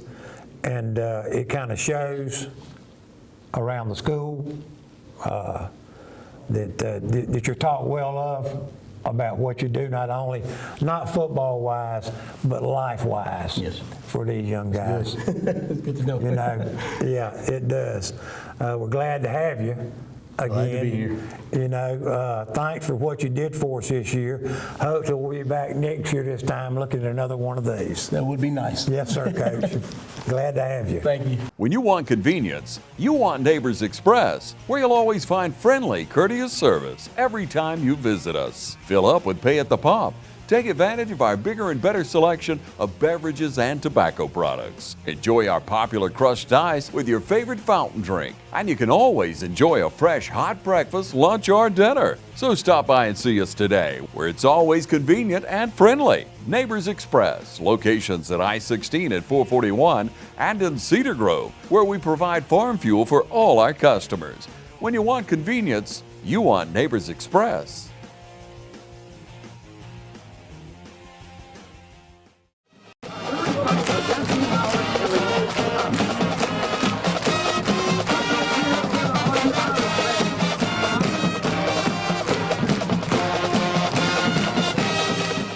We had some good interviews earlier in the day with your staff, and we see them in practice, and we see them on the field, but we don't get a lot of one-on-one with them.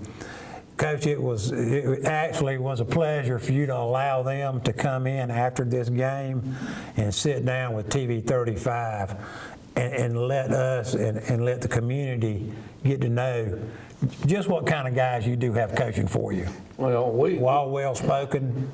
We do pride ourselves in having good football coaches that are good people, that are respectful of this game and what it takes in this game to be successful. I want coaches that are goal-oriented.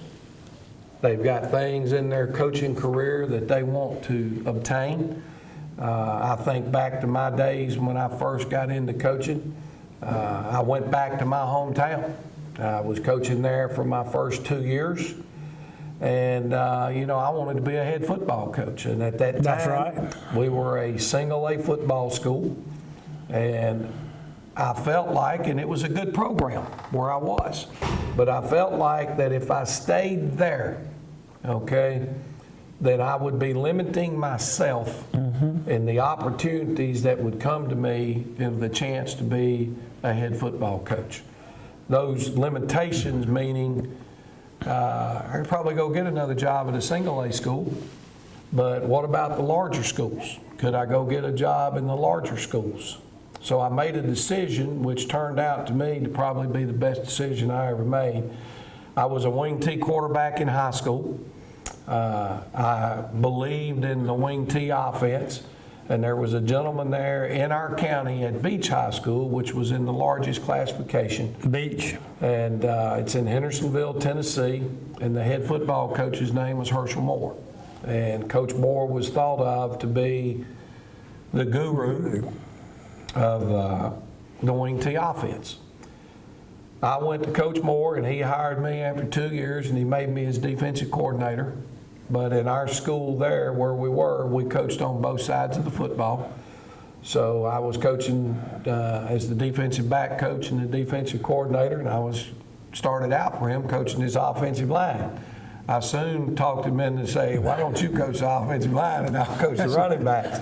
Because I told you the system was different. It was hard to learn, and I knew for the good of the football team, I knew the steps and the things that all the backs were doing because I'd done that my whole life, but communicating with those offensive lines. So we swapped responsibilities there that first year, and then later on, after a year or so, I'd figured out what it was, and I went back and coached his offensive line for him. Well, Coach Moore retired. Stepping stone. Moved on, and when that happened, there were a lot of people that my coaching buddies and my friends encouraged me not to take the job at Beach High School, because as good a football coach as Coach Moore was, the record at Beach High School for the history of that school at that point was below 500.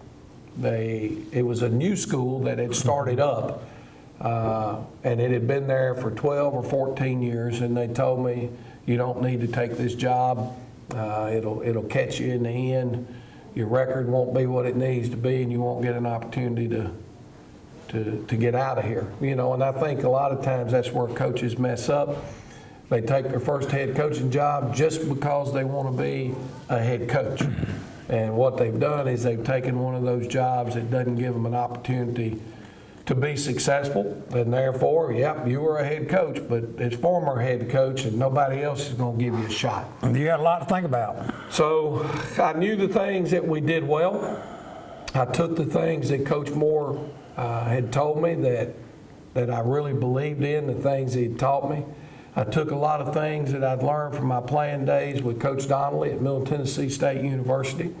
I took some of the things that I'd learned from Ron Taylor, who was my first head coach. Coach Taylor actually came down here and spent a year with us coaching here in Dublin, Georgia, and then a coach by the name of Roger Perry, who was very successful there in Westmoreland.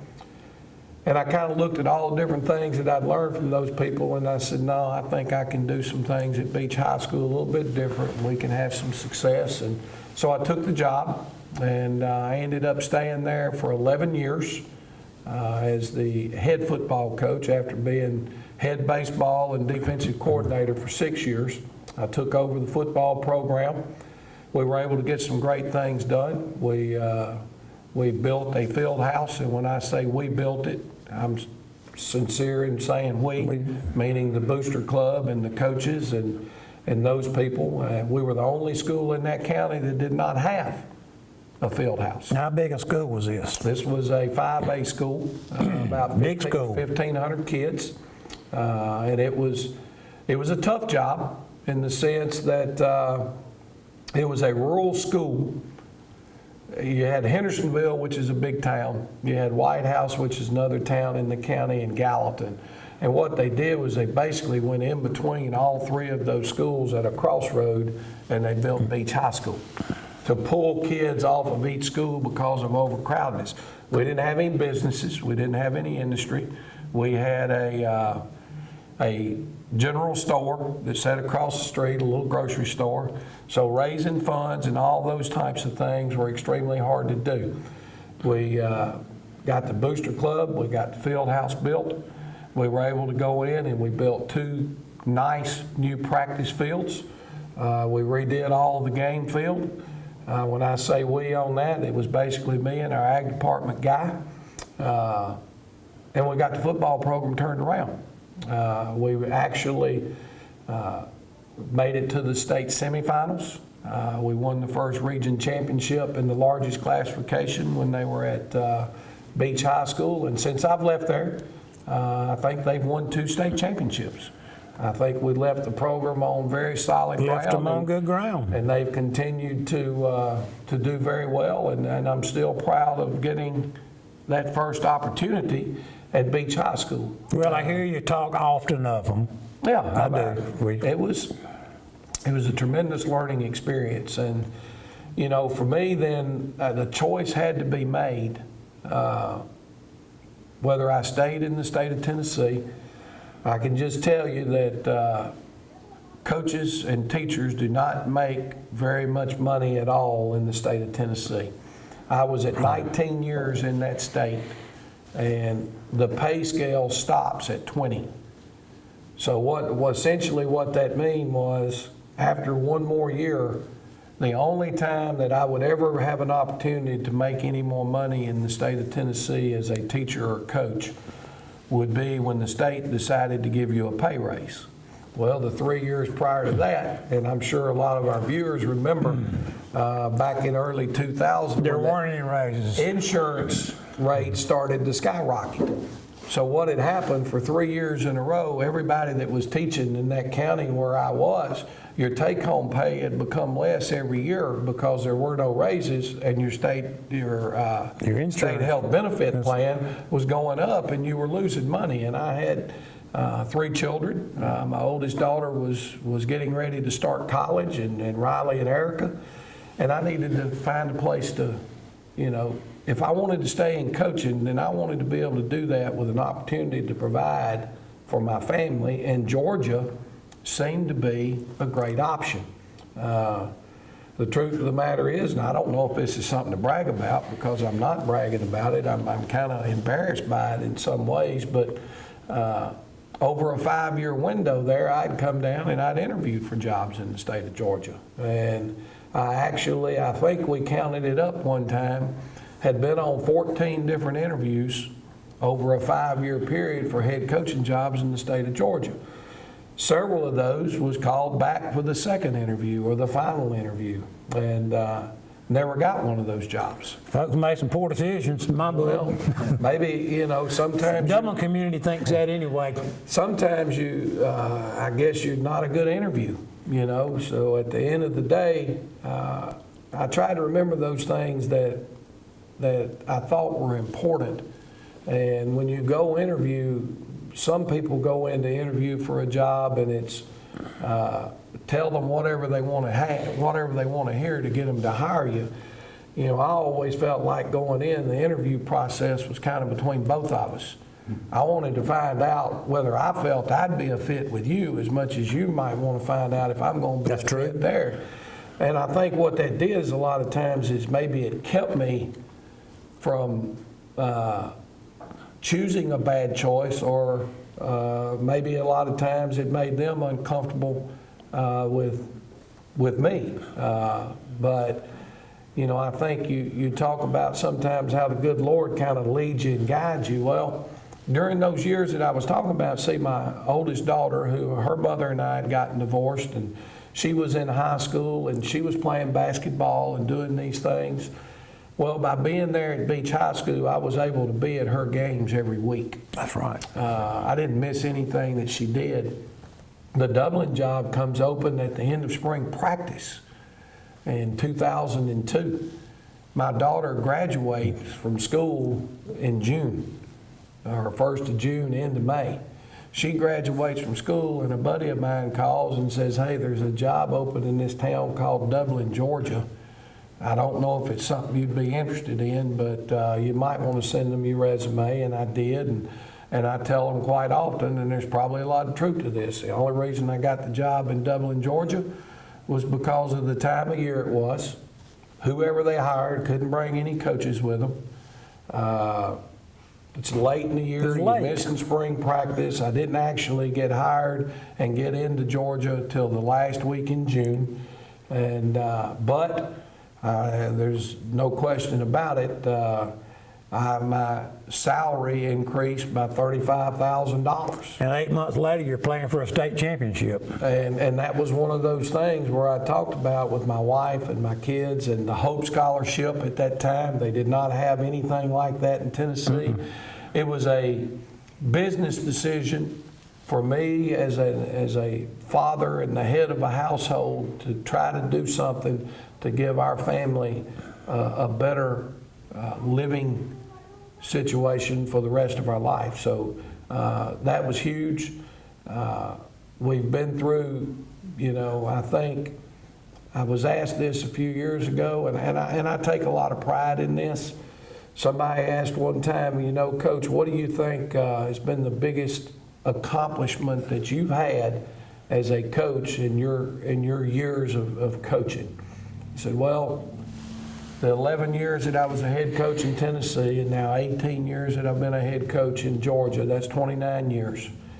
I haven't been fired. And in the coaching business, that's a pretty big deal, okay? And I think the other thing that makes it even more impressive is I think in those 29 years, I've had 13 different superintendents. I think I've had 15 different principals. And I haven't been let go.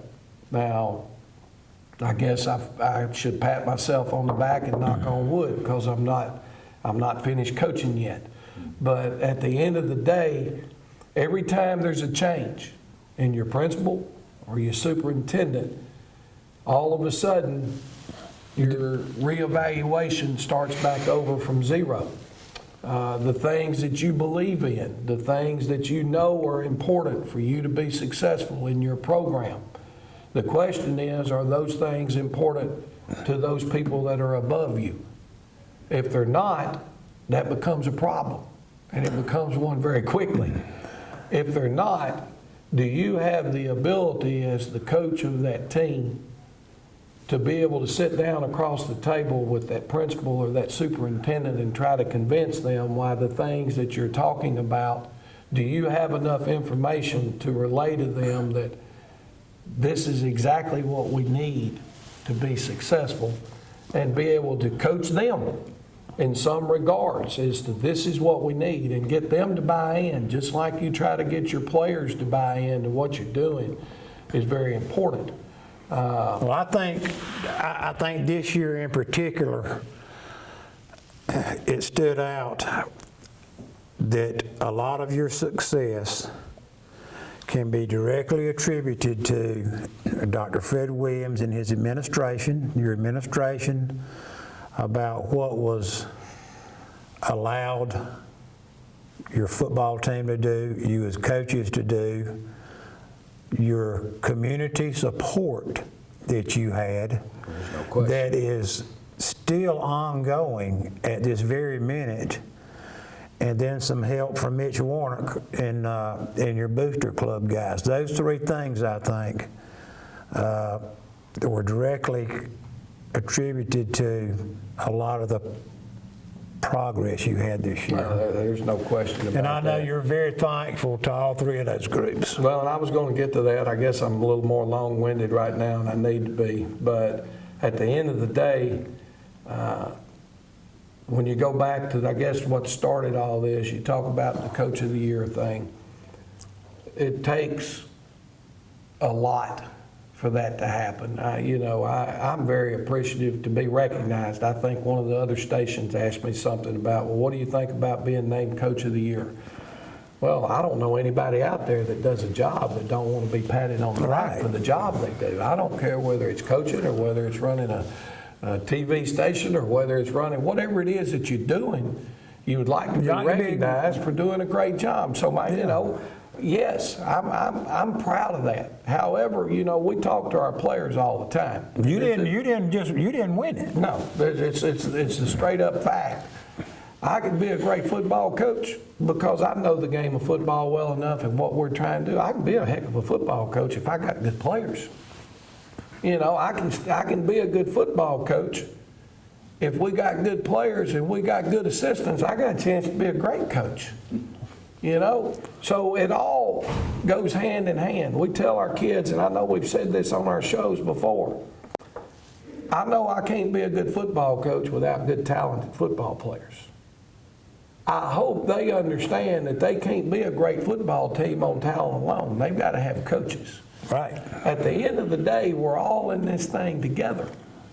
And when everybody starts pulling in the same direction, now you got a chance to be great.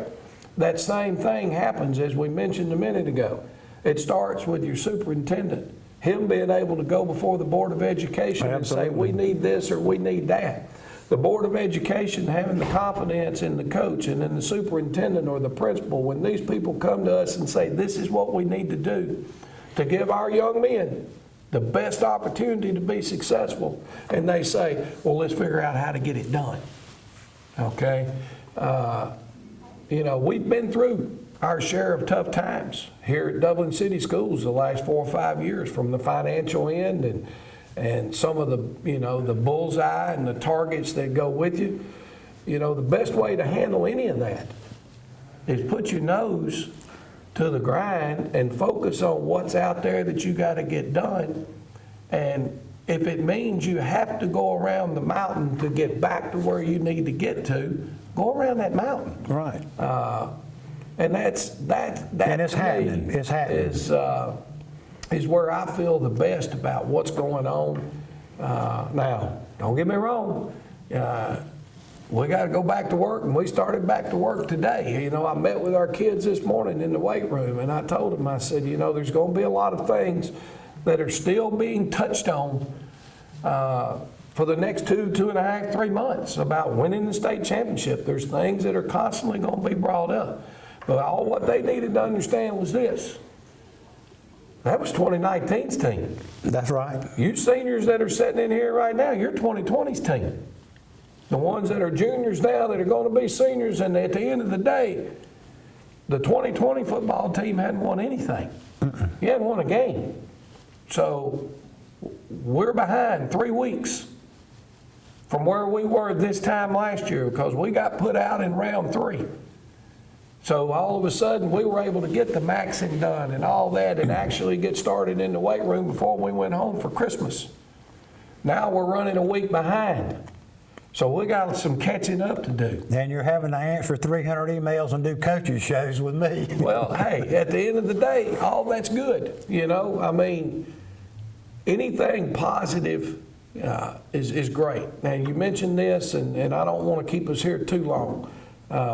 Our people within our community have done a tremendous job as to the knowledge I have right now of helping this football program raise the money that we're looking for in order to buy these state championship rings. They have. You know, I think there's been a lot of people that have stepped up. There's been a lot of people that have put a lot of time and effort into it, all the way down to the gentleman that spent all night over here cooking the Boston butts for the butt sale, Pam Jones. I think they've ordered T-shirts, sweatshirts, and stuff 5 different times at the board office. Still want to continue to be able to sell them. We want everybody in Dublin to have a shirt on it with the state championship because it is the city of Dublin that brought home the state championship. And then other businesses stepping up and making donations. A lot of former alumni, gentlemen, the people in this community that own businesses, Coach, have stepped up. Oh, I know, and I don't want to call anybody's name because I'd leave somebody out. But at the end of the day, a very long list at this time. We're getting close. Yeah, if there's some people out there that are watching that still feel like in their heart we're still short, that I want to help this situation, please reach out to Mitch Warnick with the Dublin Touchdown Club, T-shirts, sweatshirts, Pam Jones, and she's at the Dublin City Board office. Jeff Davis is really spearheading the collections, and I think what do they call it? Vimo? They got the setup there where you can make contributions to the ring thing through a Vimo account, and you don't even have to get with anybody.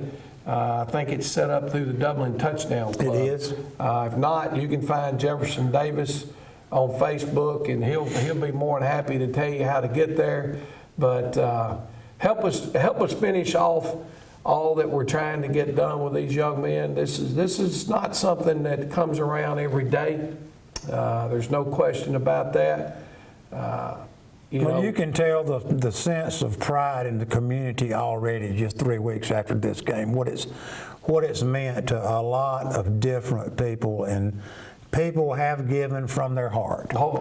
And you can tell there's a sense of pride. It's back. Well, Dublin High School has been great to a lot of people for a lot of years. You know, we've got a big deal as far as I'm concerned coming up here in a couple of weeks. The Dublin Touchdown Club Hall of Fame.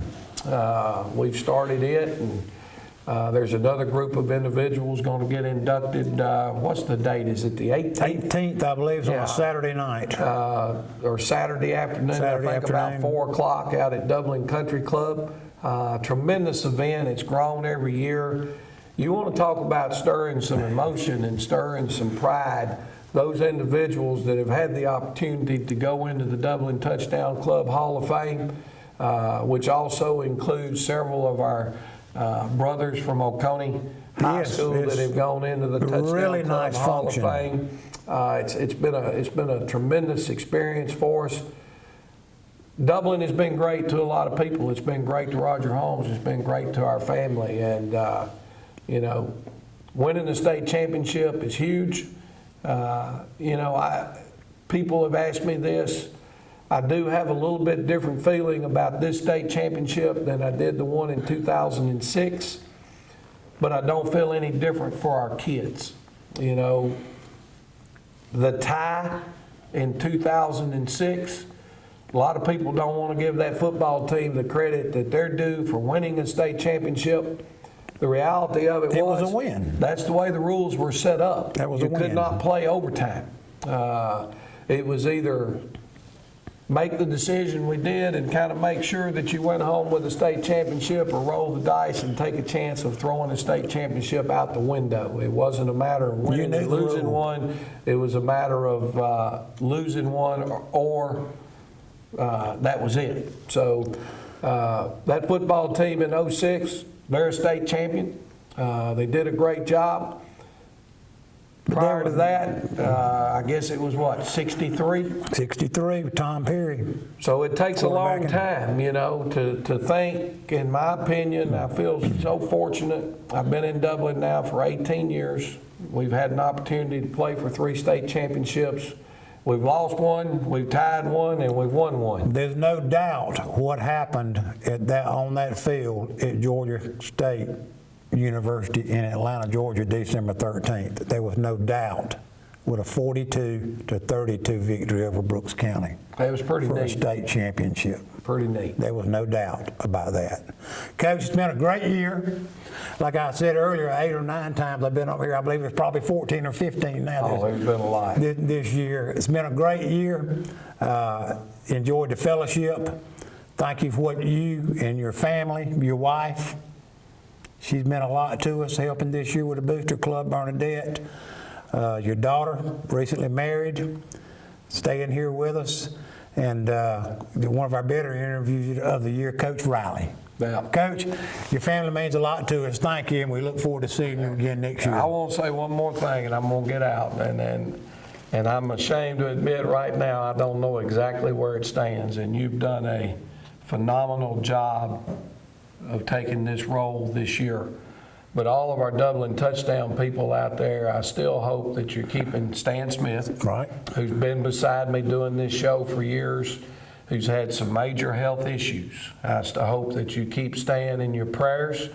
I don't want to lose you because you've done a great job. I'll be around for you. But there's nothing make me feel any happier than to be able to have Stan sitting right there Myself. back with us next year and talking Dublin football. So keep We'll see if we can keep get him Stan back in your up here. prayers. Yeah, we'll see if we can get him back up here. Coach, we'll see you Appreciate it, next man. year. Yes, sir. All right.